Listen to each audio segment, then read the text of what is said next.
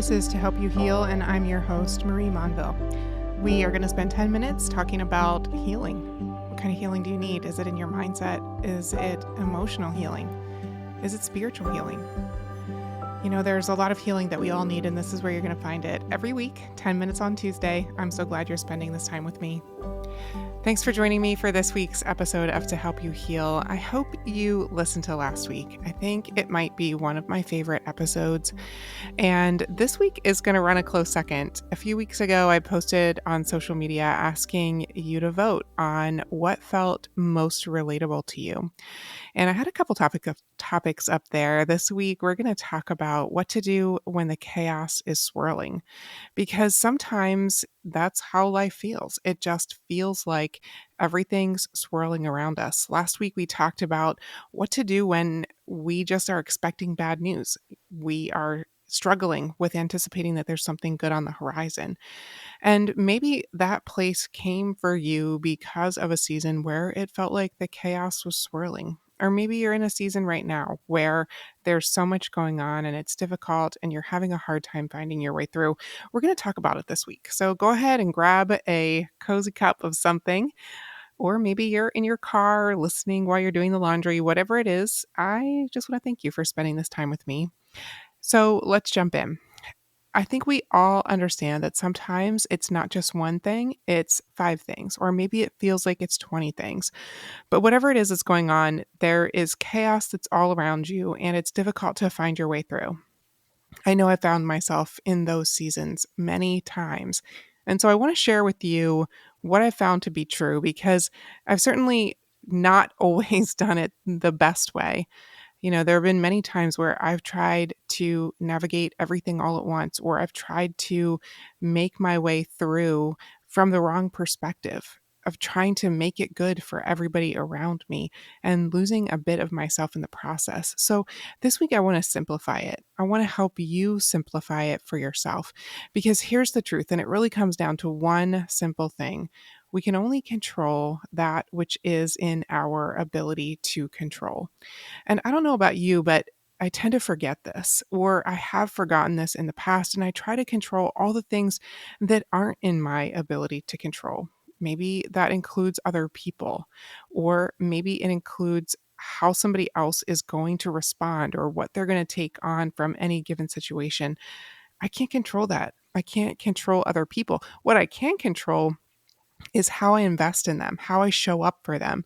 But I also have to think about how I show up for me, what I need. And especially as women, I think we're really good at pushing what we need down to the bottom of the list and taking care of everybody else before we ever take care of ourselves. And if that's you, I want to encourage you that it's okay to take care of yourself. You know, I think for those of us who have grown up in some aspect of faith, sometimes this gets a little bit misconstrued, and we're encouraged to sacrifice ourselves for the betterment of others. And I get the aspect of loving our neighbor, loving the people that are in our circle, and I absolutely want to do that well. But I had a mentor years ago when I talked about this kind of thing with her. She asked me what I was doing for myself. And it really startled me because I hadn't thought about that. I was trying to take care of everything for everybody else before I took care of myself. And she helped me see that that wasn't the best perspective, and that I would be able to take better care of them if I made sure that I was taking care of myself.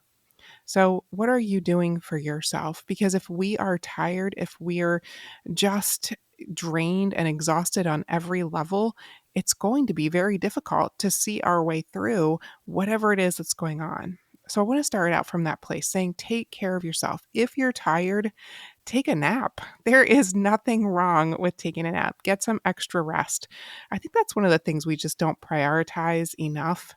I led a group of women last year through an exercise on how we strategize our day. And we started from the day before, what time we need to go to bed in order to wake up and be well rested. And what does our evening have to look like if we want to be in bed at that certain time? And so kind of worked our way backwards through the day to say, if I'm going to prioritize rest, if I'm going to make sure that I really get what I need, What do I have to do to get to that point? So I want you to think about that. What do you need to do to make sure that you're getting enough rest? Rest is key. Everything else is so much more difficult when we're tired. So if you're in a season where there's a lot going on and life feels really chaotic, you're just responding to things all the time. Number one, prioritize your rest. And then number two, let's write down all the stuff that's happening. I find that it's much easier to get some clarity on it if I write it down. It helps to get all those things out of my brain and put them on paper. And then when I do that, I can look at that and say, okay, what of this is in my hands? What is my responsibility? Where do I need to give of myself? And what are the things that I need to let go of? And maybe you want to cross the things off that list that you need to let go of, because I think you're going to find as you journal those, as you write them down, that there are going to be some things that you've been trying to control that really aren't in your realm. They're not in your hands. They're not things you can control.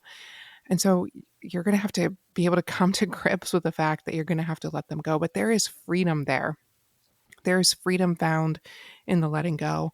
And then of those things that are your responsibility, those things that you can control, deciding, okay, what do I need to do right now? Because when we're in that season where everything's kind of dialed up, everything is intense, sometimes it's hard to get a perspective on what is urgent and what is important, because those two things are completely different categories. Urgent doesn't always mean important. Important doesn't always mean urgent, but it's finding those things that are both urgent and important. What do we need to focus on first? And then just taking one thing at a time. Because the reality is that we're not going to be able to handle five things simultaneously and do them well. So we need to prioritize, what is it out of all the stuff that's happening? What is it that you need to do first? What can wait? What needs to wait? What doesn't need your attention right now? How can you look at it a little bit differently? And I think that that's going to help you find some clarity.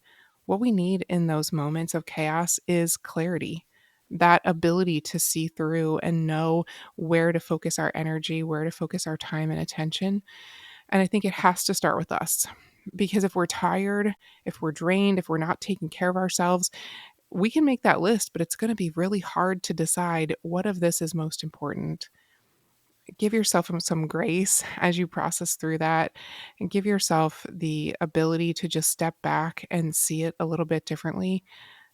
Find that place of being able to just say, you know what, I'm going to take 10 minutes, because nothing's going to change in 10 minutes. I can at least give myself that. And then I want to encourage you to also infuse some joy. When we're in those seasons where everything is intense and there's a lot of chaos swirling, it's easy to forget to look for the good, to find the joy, to be intentional about that question. What is something good that happened today? Am I looking for something good? If you didn't listen to last week's podcast, I want to encourage you to go back and do that, because I think it's going to help you with this part.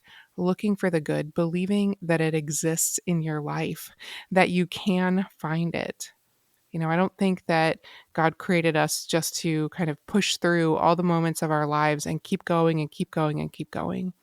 I think He wants us to rest. He wants us to take care of ourselves, to be able to look to Him as we process these things, to identify what we can do and what we cannot. And we can certainly always pray about it.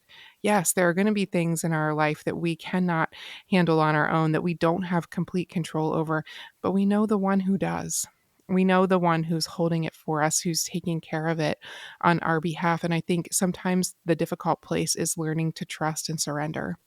Is that a place where you're struggling? Are you struggling with saying, God, I am not in control of this, but it's difficult for me to believe that you're taking care of it for me? Sometimes I think that is a component of why we feel this chaos, because we're in a season where we're struggling to trust Him. And if that's where you are, I want to encourage you just to go after that with the Lord and to be honest about it. You don't have to know how to fix it. All you have to know is that you want it to change. And it's enough to just say, God, I need some help with this. I'm not sure how to trust you. I know that you are trustworthy. I'm just having trouble finding it. He's not going to push you aside or be angry that you feel that way. He's going to help you.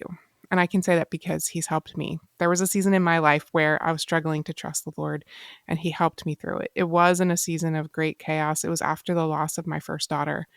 If he could help me learn to trust him in that season, I know that he can help you too. He's good like that. And he brings the calm to our chaos. So think about what it is that you need this week out of this episode. Do you need that place of going after trust with the Lord? Do you need to just surrender things that are not in your control to him? Do you need to take better care of yourself? Do you need to make that list and think about what is the thing that you need to work on next? And what are the things that you're going to have to cross off and let go of? Whatever it is, just take one step. Don't try to do it all at once. That can feel overwhelming too. Then we're just adding more to our plate. But just think about that one thing that you need to do next and go after it. And then I hope that the next thing you do will be come back and spend another 10 minutes with me next week. You know, there'll always be a new episode on Tuesday. Thanks so much for joining me.